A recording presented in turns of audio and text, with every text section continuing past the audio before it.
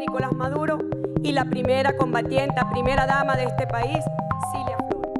Wakil Presiden sekaligus Menteri Perminyakan Venezuela, Delcy Rodriguez, resmi diambil sumpah sebagai Presiden sementara Venezuela.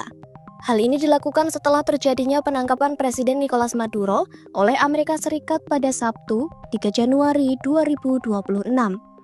Dalam sumpahnya di hadapan Majelis Nasional, Rodriguez menyebut nama Hugo Chavez dan menyatakan keprihatinan atas penahanan Maduro serta ibu negara Cilia Flores di Amerika Serikat. Mahkamah Agung Venezuela memerintahkan Rodriguez segera menjalankan tugas sebagai Presiden sementara Venezuela. Lantas, siapakah Delcy Rodriguez?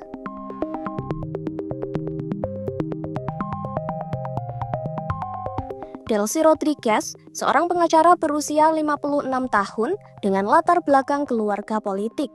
Rodriguez merupakan putri dari Jorge Antonio Rodriguez, tokoh gerilya yang tewas dalam tahanan polisi pada 1976.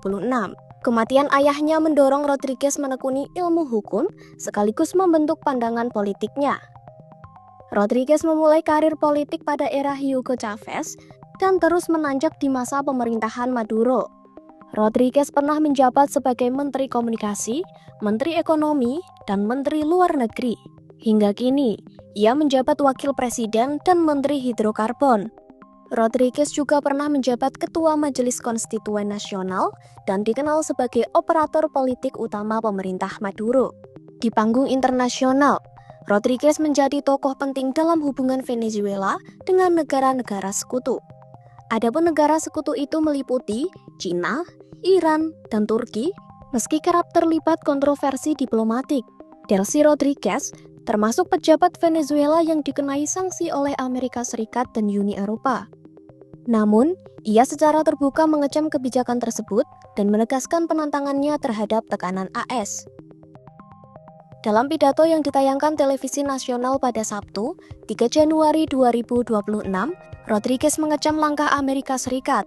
Menurut Rodriguez, tindakan AS bertentangan dengan hukum internasional. Ia juga menegaskan bahwa Nicolás Maduro adalah satu-satunya presiden Venezuela yang sah. Namun, selang 1 hari kemudian, sikap Rodriguez mengalami perubahan. Ia menyatakan kesiapan untuk membangun hubungan yang setara dan saling menghormati dengan Washington selama masa transisi. Hal ini dinilai banyak kalangan sebagai upaya untuk menurunkan ketegangan.